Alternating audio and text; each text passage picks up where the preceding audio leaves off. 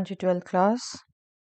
आजकल हम डिस्कस कर रहे हैं बेटा प्रैक्टिस क्वेश्चन पेपर जो सीबीएसई ने रिसेंटली इशू किया है। ए सेक्शन में आपसे डिस्कस कर चुकी हूँ और आज मैं डिस्कस करने लगी बी, जिसमें आप 2 मार्क का क्वेश्चन फेस करेंगे। 5 क्वेश्चन आपसे पूछे जाएंगे बेटा। Yes, first question in the sample paper is cot inverse x is equal to cos inverse of -1 minus cosec inverse of 2 upon root 3. Based on the above equation, find tan inverse 1 by x using the principal values of the inverse trigonometric functions. Show your work. Yes. आपको clear cut सामने equation दिख रही है बेटा। cot inverse x के equal दे रखा है और इसको यूज करके आपको tan inverse 1 by x find out करना है प्रिंसिपल वैल्यूज को यूज करके। ओके, अब cot इनवर्स x जो दे रखा है पहले हम उसे वैल्यूएट करें। प्रिंसिपल वैल्यूज कहा है तो दैट मीन्स हमें प्रिंसिपल वैल्यूज ब्रांच देखनी है सभी की। cot inverse x is cos inverse -1 minus cosec inverse 2 by root 3। आप प्रिंसिपल वैल्यू ब्रांच रिकॉल करें तो बेटा cos इनवर्स x की principal value branch 0 to pi, right, and cosec inverse की principal branch value sine inverse x की principal value branch से हम middle point subtract कर देते हैं, राइट। याद करने का अपना तरीका बेटा, अभी तक याद नहीं है तो अगेन साइट पर चले जाइए, सभी नोट्स आपके लिए वहाँ अवेलेबल है, आप इजीली रिवाइज कर सकते हैं। कंपाइल्ड फॉर्म में भी है, शॉर्ट कैप्सूल्स फॉर्म में और डिटेल भी है, आप जहाँ से रिवाइज करना कन्वीनियंट समझें। चलिए, ये प्रिंसिपल वैल्यू ब्रांच है। अब cos इनवर्स -1 है, यहाँ हम क्या यूज करते हैं बेटा, अलाइड एंगल, और cosec का रिजल्ट भी है पाई माइनस cos इनवर्स 1 होगा, ये सीधा अलाइड से भी निकाल सकते थे आप। 2 बाई रूट 3 cosec इनवर्स की वैल्यू कब होती है बेटा, √3/2 साइन की कब होती है, π/3। ओके, तो cosec इनवर्स 2 बाई रूट 3 भी π/3 और वो बिल्कुल आप देख रहे हैं प्रिंसिपल वैल्यू ब्रांच में है तो इसको हम सीधा π/3 लिख सकते हैं। cos इनवर्स 1 क्या होता है, cos inverse 1 is nothing but 0। Okay, तो पाई माइनस π/3 ये वैल्यू आ गई हमारे पास 2π/3। 2π/3 ये वैल्यू आ गई हमारी। अब हमसे कहा था tan inverse x find out करना है यूजिंग प्रिंसिपल वैल्यू ब्रांच। अब ये हमें रिजल्ट पता है बेटा, cot इनवर्स x को हम सीधा ही tan इनवर्स 1 बाई x लिख सकते हैं, ठीक है। बट 2π/3 प्रिंसिपल वैल्यू ब्रांच में नहीं आता, प्रिंसिपल वैल्यू ब्रांच में नहीं आता, तो हम यहाँ अलाइड एंगल यूज कर सकते हैं बेटा। इसमें फिर हम बेटा रिजल्ट यूज कर सकते हैं। Just see, I can write it as tan inverse 10 2π/3 मैं पाई माइनस π/3 लिख सकती हूँ बेटा, and tangent pi minus theta is what, tan inverse minus tangent π/3, and हमें पता है tan inverse minus theta is nothing but minus tan inverse theta. Okay, अब ये प्रिंसिपल वैल्यू ब्रांच में है। tan इनवर्स x की प्रिंसिपल वैल्यू ब्रांच रिकॉल करवाऊं बेटा आपको, तो जस्ट जो साइन की होती थी, इक्वल नहीं, इसकी प्रिंसिपल वैल्यू ब्रांच, उसका ओपन इंटर, राइट। तो बिल्कुल प्रिंसिपल वैल्यू ब्रांच में है अब ये। अब आप इसको सीधा ले सकते हैं -π/3। Okay, right now 2π/3 principal value branch में नहीं थी, ध्यान रखिए ये बहुत कॉमन, ये cot inverse x is tan inverse 1 by x बिल्कुल याद आके आपको 2π/3 लिख सकते हो, बट आपको ध्यान रखना है प्रिंसिपल वैल्यूज चाहिए। नहीं भी कहा होगा, अगर ऐसा कुछ नहीं कहेंगे तो आपको प्रिंसिपल वैल्यूज ही देनी है। ओके, हाँ, एक तरीका और हो सकता था, यहाँ से आप आगे चेंज कर सकते थे। cot इनवर्स, मैं ये ऑल्टरनेटिव लिख रही हूँ रिमेनिंग, ठीक है। cot इनवर्स x इज 2π/3, यहाँ से आप पहले x की ही वैल्यू निकाल लेते, फिर आप आगे बढ़ जाते, वो भी आप कर सकते थे बिल्कुल। cot of 2π/3, cot of 2π/3 means cot of pi minus π/3, allied angle use किया बेटा आपने, cot pi minus theta is also minus cot theta, that will be cot pi by 3 and cot pi by 3 क्या होता है बेटा 1 by root 3. Okay, तो 1 by x क्या हो गया, x minus 1 by root 3 है तो 1 by x हो गया minus root 3. ओके, अब आप tan inverse 1 by x निकाल सकते हैं. Okay, tan inverse 1 by x will be tan inverse minus root 3 and that is nothing but tan inverse minus tan inverse root 3, that is minus pi by 3. Okay, दोनों alternative है. बात वही होती है आपकी प्रैक्टिस कैसे है बेटा, आपको उसी के अकॉर्डिंग एकदम रिकॉल होगा. इसलिए ही आपसे बार बार कहे जाते हैं कि आप previous year questions, sample papers ये सब रिवाइज जरूर करिए. वैरायटी ऑफ क्वेश्चंस आप एक बार फेस कर लेते हैं. ओके, तो आप इस ढंग से भी कर सकते हैं बिल्कुल और इस ढंग से भी कर सकते हैं, आपको जैसे कन्वीनियंट रहे. आई होप दोनों मेथड क्लियर हैं आपको, बट प्रिंसिपल वैल्यूज आपको याद होनी चाहिए. चलिए next question, find the domain of the function below. ये क्वेश्चन आपका है पिछले क्वेश्चन के ऑप्शन में ही बेटा. वो क्वेश्चन पूरा करिए या फिर दो पार्ट है, एक इसमें डोमेन है, एक और क्वेश्चन है अभी. चलिए डोमेन फाइंड आउट करना है. डोमेन का मीनिंग आपको क्लियर होना चाहिए बेटा. जो भी फंक्शन है उसमें x क्या वैल्यू ले रहा है वो आपने फाइंड आउट करना है. ओके, और आप रिकॉल करो sec inverse theta. sec inverse theta इसका डोमेन क्या होता है बेटा, r minus open interval -1 to 1. क्या हम कह सकते हैं कि थीटा बिलोंग करता है, थीटा सिंपली कह सकते हैं लेस देन इक्वल टू -1 होगा and greater than equal to 1 होगा. ठीक है, इन दोनों ढंग से हम लिख सकते हैं. सेक इनवर्स थीटा का डोमेन ये, जिसे आप इस ढंग से भी लिख सकते हैं, क्योंकि हमने प्रॉपर कैलकुलेशन करनी है बेटा. अभी हमें x निकालना है, थीटा की जगह यहाँ 5x - 3 है, तो दैट मीन्स आप डोमेन के लिए क्या करेंगे, 5x - 3 जो है वो आपका लेस देन इक्वल टू -1 होना चाहिए और ग्रेटर देन इक्वल टू 1 होना चाहिए. तो इनसे आप x की जो वैल्यू निकालेंगे वो आप देंगे एज ए डोमेन. ओके, क्योंकि डोमेन हम किसे कहते हैं, x क्या वैल्यू ले रहा है फंक्शन f(x) में. चलिए यहाँ से हम निकाले -3 पहले ट्रांसपोज करेंगे तो ये हो गया -1 + 3. मैं 5x ऐसा छोड़ती हूँ. यहाँ पर करेंगे तो अगेन 3 ट्रांसपोज करेंगे 1 + 3. We will get x less than equal to 2/5 and x greater than equal to 4/5. तो डोमेन क्या हो गया,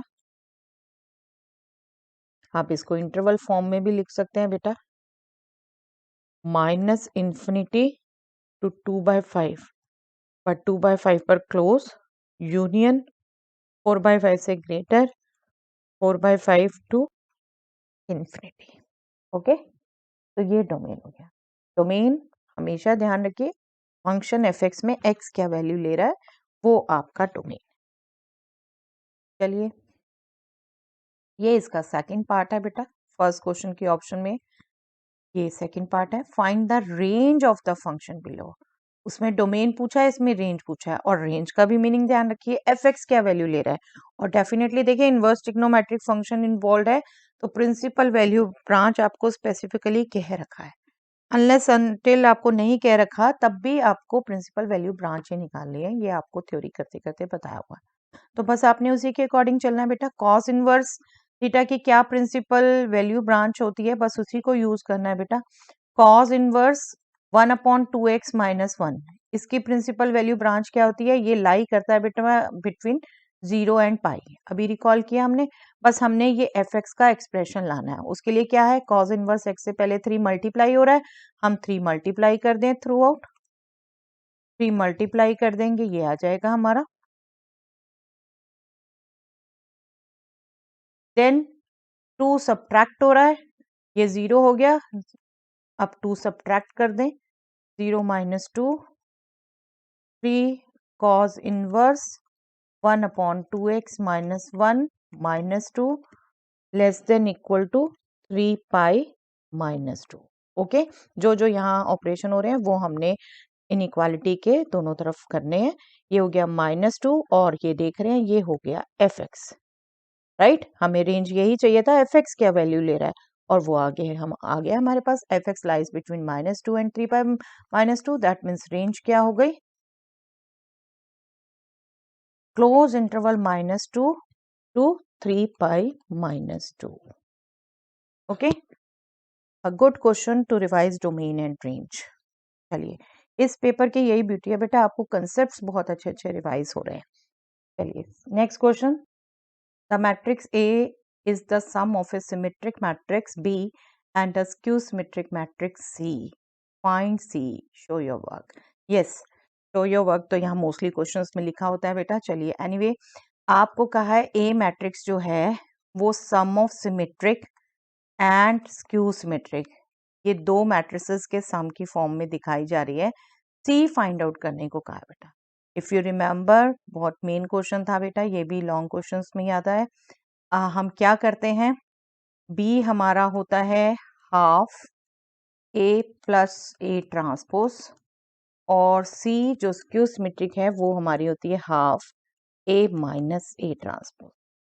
हमने ये शो किया हुआ है थ्योरी में ही। हम अगर लॉन्ग क्वेश्चन पूरा ये आता कि हाँ आप शो करिए तो हम करते भी कि ये स्क्यू सिमेट्रिक होती है, ये सिमेट्रिक होती है। तो सी हमारा सिंपली क्या है, half of A minus A transpose, ये फाइंड आउट करना है हमने। ओके, तो सबसे पहले ए ट्रांसपोज फाइंड आउट कर लें। ए ट्रांसपोज के लिए क्या करना है, जो इसकी रोज हैं उन्हें कॉलम बनाना है। फर्स्ट रो 6 8 5, ये फर्स्ट कॉलम बन गई। सेकेंड रो 4 2 3, ये सेकेंड कॉलम बन गई। लास्ट रो 9 7 1, ये लास्ट कॉलम बन गई। ओके, ये हमारा आ गया ए ट्रांसपोज। therefore सी क्या होगा, C is half A minus A transpose. इसको आप निकाल के दिखा दीजिए। This is half of A, लिख दीजिए A is 6 8 5 4 2 3 9 7 1 and A transpose अभी हमने निकाली बेटा 6 4 9 8 2 7 5 3 1। हमें पता है मैट्रिसेस की सब्ट्रैक्शन एलिमेंट वाइज होती है, सब्ट्रैक्ट कर देंगे और फिर बस 2 से डिवाइड कर देंगे हर एलिमेंट को। 6 minus 6 0, 8 minus 4 4, 5 minus 9 minus 4, 4 minus 8 minus 4, 2 minus 2 0। Skew symmetric आना है, डायगोनल 0 ही आना है, but still we are doing subtraction। 3 minus 7 minus 4, 9 minus 5 4, 7 minus 3 4 and 1 minus 1 0। Okay, skew symmetric की पहचान भी रिकॉल करा देती हूँ बेटा आपको। ये डायगोनल एलिमेंट 0 रहेंगे और ये एलिमेंट्स आपस में कॉरस्पॉन्डिंग एक दूसरे के नेगेटिव होंगे। दिख रहा है 4 माइनस 4 4 माइनस 4 माइनस 4, इसका नेगेटिव 4। ओके, 1/2 स्केलर मल्टीप्लिकेशन है। स्केलर मल्टीप्लिकेशन कैसे करते हैं, हर एलिमेंट को 2 से डिवाइड करेंगे। ओके, 1/2 है, 2 से डिवाइड करना है तो हर एलिमेंट 2 से डिवाइड होगा, बस वो भी कर दीजिए और आपकी सी मैट्रिक्स आ गई जो आपसे पूछी है। Okay, simple to do. चलिए easiest question, find dy by dx if y is equal to e power sec x plus x whole power 4। yes, e power sec x सिर्फ देखते ही मत रह जाइएगा बेटा, आपका e power sec x actually में किसी फंक्शन के बेस में इन्वॉल्व है आपका question e power sec x plus x whole power 4।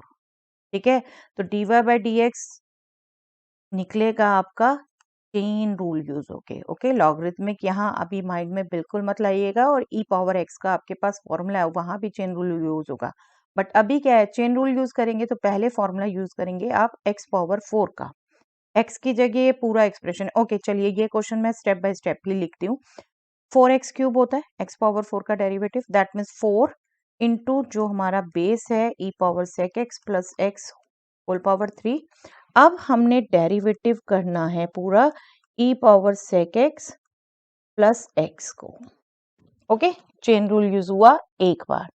अब जब डेरिवेटिव करेंगे तो यहाँ भी चेन रूल यूज होगा। ओके, चेन रूल यूज होगा।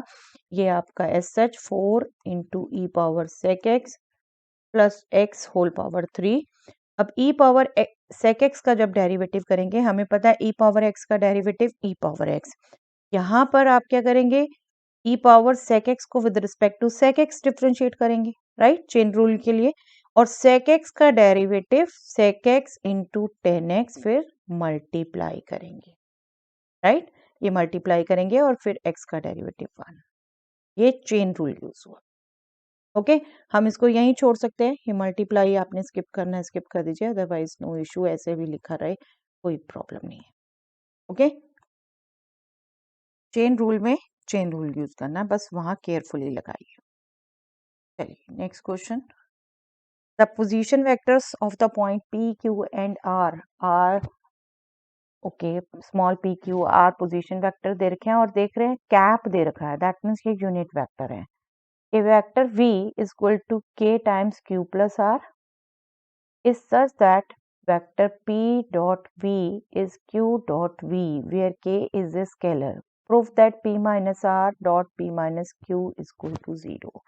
ओके, देखिए v वेक्टर आपको दे रखा है k times q vector plus r vector है, जो कि दोनों यूनिट वेक्टर है, ठीक है, कैप शो कर रहा है।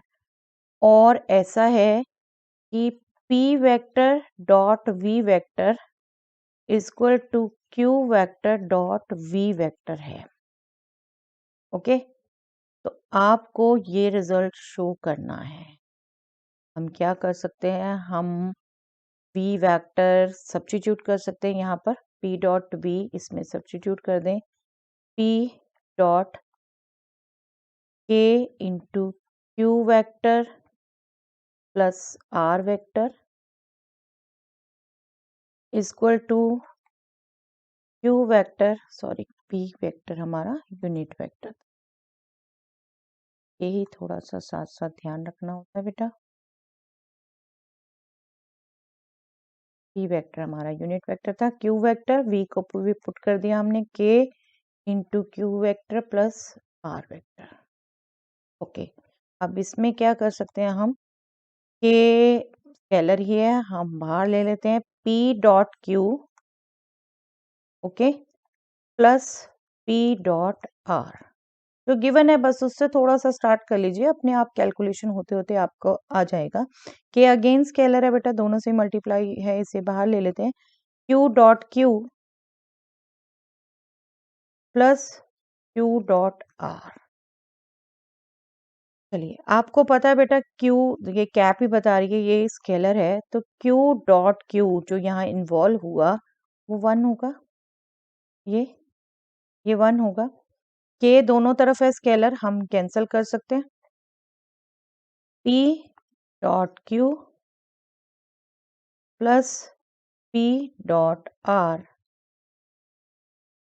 Equal to q dot q 1 हो गया बेटा, plus q dot r। Okay, just see, अब यहाँ पर जो है p माइनस q कॉमन आ रहा है, p माइनस r आ रहा है।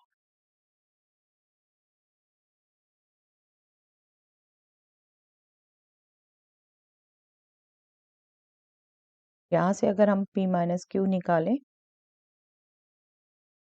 ओके, हम इसको यूज कर सकते हैं बेटा, इसको 1 रिलेशन छोड़ देते हैं, हम कंसीडर करते हैं जो हमें प्रूव करना है उसकी लेफ्ट साइड, उसको ब्रेक ओपन कर देते हैं, p minus r dot p minus q। Okay, इसको हम ओपन कर सकते हैं 1 by 1, that is p dot p। चलिए, ये यूनिट वेक्टर है, ये भी 1 आ गया आपका, minus p dot q minus r dot p plus r dot q।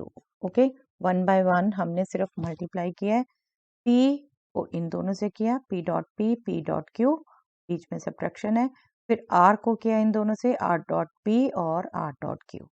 p dot p भी 1 आएगा बेटा, यूनिट वेक्टर है, डॉट प्रोडक्ट करके ये 1 आएगा आपका, ये 1 हो गया, पी डॉट क्यू हम यहाँ से ले सकते हैं 1 से, पी डॉट क्यू को हमने 0 शो करना है, ओके। पी डॉट क्यू को हम पुट करते हैं यहाँ से क्यू डॉट आर, ओके 1 भी है, 1 plus Q dot are minus P dot are, दोनों यूनिट, ओके। 1 को यूज कर लिया हमने, minus are dot P plus are dot Q using 1, okay. हमने P डॉट क्यू यहाँ से यूज किया दिस, और P डॉट आर को हम ले गए राइट में, सब्ट्रैक्ट हो गया, ओके। बस ब्रैकेट ओपन करें, देखिए कैंसिल होती है मैक्सिमम टर्म्स, ये माइनस क्यू डॉट आर हो गया, ये प्लस P डॉट आर हो गया, ये माइनस आर डॉट पी है प्लस आर डॉट क्यू है, 1 एंड माइनस 1 ये तो कैंसिल, 0 ये भी रादर कैंसिल। आपको ध्यान हो तो डॉट प्रोडक्ट कॉम्यूटेटिव होता है बेटा, डॉट प्रोडक्ट कॉम्यूटेटिव होता है, R dot Q is same as Q dot R, ठीक है, and R dot P is same as P dot R. Dot product commutative होता है, ये इसके बजाय सीधा ये भी लिख सकते थे डॉट प्रोडक्ट कॉम्यूटेटिव। तो ये आपका इससे कैंसिल हो गया, ये आपका इससे कैंसिल हो गया, 0 आपके पास आ गया, और यही शो करना था, ओके।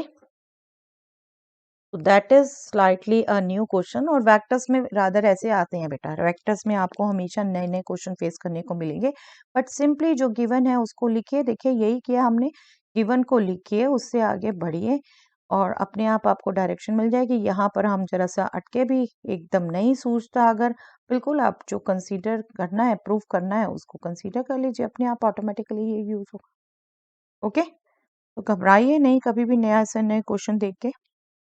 यस, इस क्वेश्चन के ऑप्शन में ये क्वेश्चन है बेटा, in the figure below Q R S T and Q R T P are parallelograms, ये पैरेललोग्राम है बेटा, Q R T P and Q R S T, using the vectors shown for P R Q, ये दिख रहा है a vector, and R S b vector, prove that area of Q R S T is equal to area of Q R T P, ये area इस area के equal है। ऐसा geometry में भी क्वेश्चन किया हुआ आपने बेटा जूनियर क्लासेस में, बट अब हमने वेक्टर्स यूज करना है। देखिए वेक्टर दे रखा है, क्यू आर ए वेक्टर है और आर एस बी वेक्टर है, ठीक है। आपको जो वेक्टर्स का यहाँ यूज करना है, आपको पता है पैरेललोग्राम का एरिया अगर कंसेक्यूटिव साइड्स ए बी हैं, तो पैरेललोग्राम का एरिया ए क्रॉस बी का मैग्नीट्यूड होता है, ठीक है। ये रिजल्ट आपने यूज करना है। यहाँ पर हमें क्यू आर एस टी और क्यू आर टी पी का शो करना है। क्यू आर एस टी का तो देखिए सीधा ए क्रॉस बी हो जाता है, ठीक है। तो हम क्यू आर टी पी का कैलकुलेट करें, क्यू आर एस टी का तो फिगर से ही पता चल रहा है ए क्रॉस बी है। हमने जो निकालना है अब इसका निकालना है बेटा, इसका देखें तो ये एक साइड तो हमें पता चल रही है, दूसरी साइड ये अगर हमें पता चल गई तो इसका एरिया दिस इनटू दिस हो जाएगा, ओके। कंसेक्यूटिव साइड, ये साइड हमें कैसा पता चलेगी अब बेटा, देखिए क्यू आर एस टी हमारा पैरेललोग्राम है, तो ये अपोजिट साइड्स इक्वल होंगी, और ये ए वेक्टर इस डायरेक्शन में है, तो ये भी ए वेक्टर होगा बेटा, और ट्रायंगुलर लॉ ऑफ एडिशन से आप देखेंगे तो ये आर टी वेक्टर, ये R T vector b vector plus ए वेक्टर होगा, ओके। बी वेक्टर प्लस ए वेक्टर होगा ये ट्रायंगुलर लॉ ऑफ एडिशन से। मैं लिखती हूँ, चलिए इसे बार, Q R S T is a parallelogram, therefore st vector is equal to rq vector is a vector, okay, and by triangular law of addition,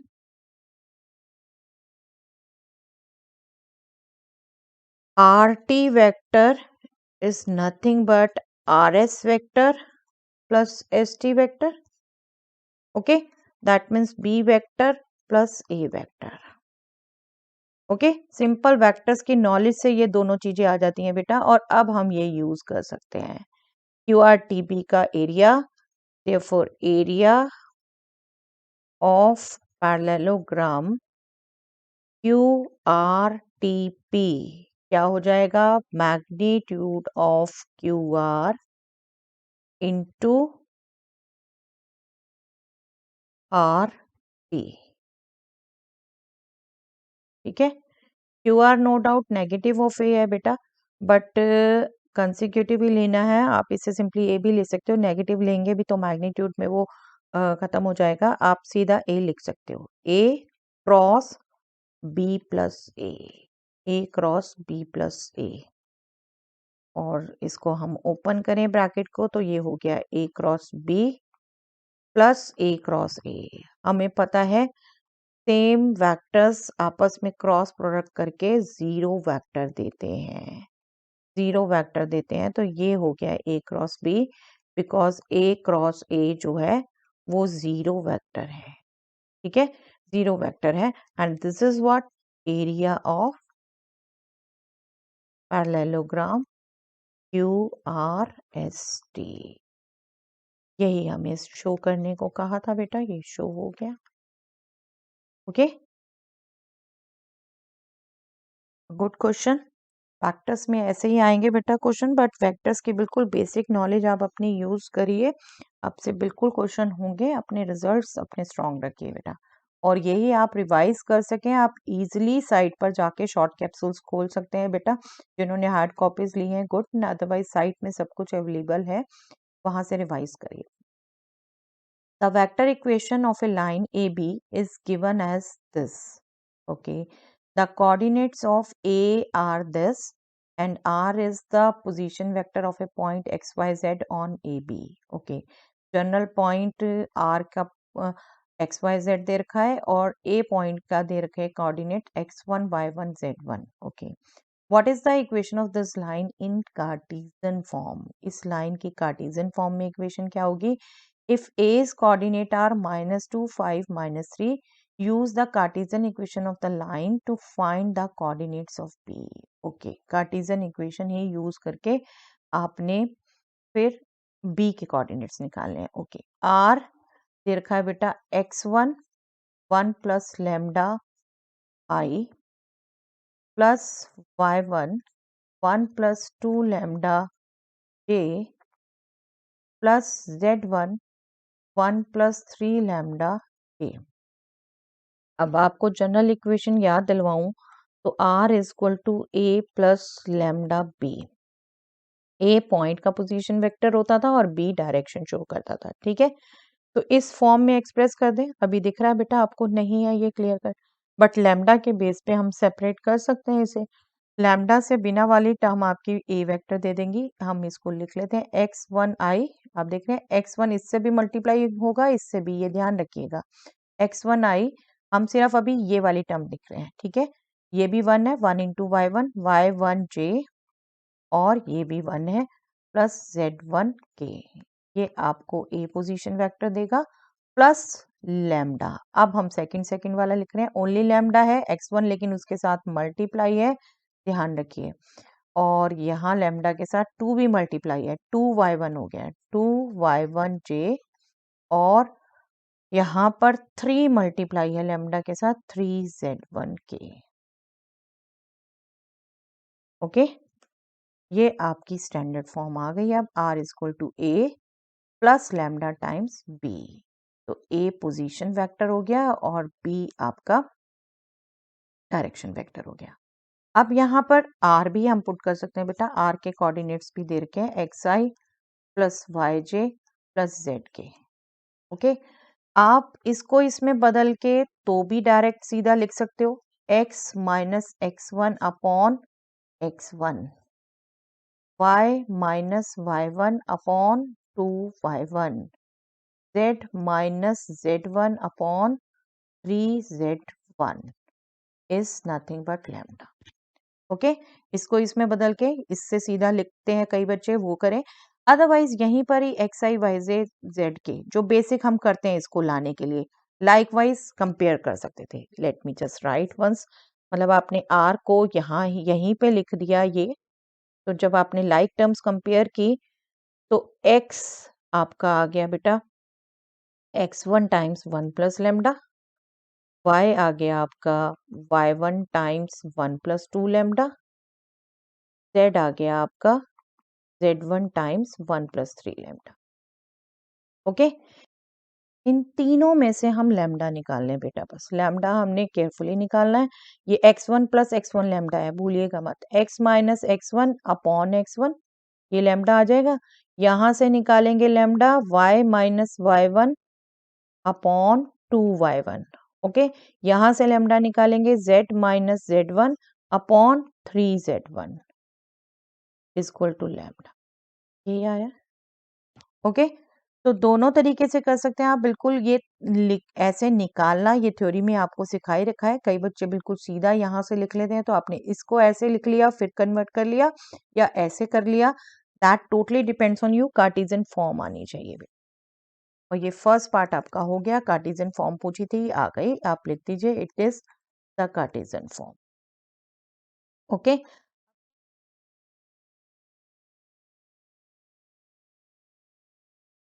now second part, if A's coordinates are -2, 5, -3, use the Cartesian equation of the line to find the coordinates of B. A के coordinate अगर ये हैं, देखिए A B line की equation दी हुई थी बेटा ये, और A के कोऑर्डिनेट्स हमें x1, y1, z1 बोले थे। अगर कह रहे हैं A के कोऑर्डिनेट्स ये हैं, तो B पॉइंट के कोऑर्डिनेट्स क्या होंगे? Use this Cartesian form, use this Cartesian form. अगर मैं आपको दो पॉइंट्स को ज्वाइन करने वाली लाइन की कार्टेशियन फॉर्म रिकॉल करवाऊं, ए चलिए यही पॉइंट ले लेते हैं जो हमें दिया हुआ है x1, y1, z1, B point है x2, y2, z2। 2 point form हमने की हुई है बेटा लाइन की, कार्टेशियन फॉर्म ही लिखते हैं सिर्फ, x minus x1 upon x2 minus x1, y minus y1 upon y2 minus y1, z minus z1 upon z2 minus z1। I hope आपको रिकॉल हुआ। ये जो हम डिफरेंस निकालते थे दोनों पॉइंट्स का, वो हमारा डीआर्स बन जाता था, राइट। अब जो हमें आई है कार्टेशियन फॉर्म, वो क्या आई है? ये आई है कार्टेशियन फॉर्म, ये आई है। नाउ इसको हम लिख देते हैं सेकंड, और वो कार्टेशियन फॉर्म को हम पीछे लिख देते हैं 1। अब ये अगर सेम लाइन की कार्टेशियन फॉर्म है, comparing it with equation 1, Cartesian form जो हमारी निकली है उससे इस जनरल को अगर हम कंपेयर करें, ये बी को हम मान लेते हैं, let B has this coordinate, तो क्या होगा बेटा? x2 minus x1 is x1, ये आएगा, y2 minus y1 is 2y1, okay, z2 minus z1 is 3 times z1। Okay, तो यहां से क्या आ गया? x2 is x1 plus x1 2 times x1, y2 is y1 plus 2y1 3 times y1, z2 is z1 plus 3z1, that means 4 times z1। Okay, अब as a हमें दिया हुआ है this, therefore x2 y2 z2 b के coordinates थे, b has coordinates, इसमें put कर देंगे बेटा हम बस, two into -2 -4, 3 into 5 15 and 4 into -3 -12। Okay, यहाँ हमने पुट कर दिया, 2 into -2 -4, 3 into 5 15, 4 into -3 -12, ये बी के कोऑर्डिनेट्स आ गए हमारे पास। I hope it is clear. It is also a slightly different question बेटा, and a very good question. एक बार बस प्रैक्टिस जरूर कर लीजिए। चलिए, that's all for the day.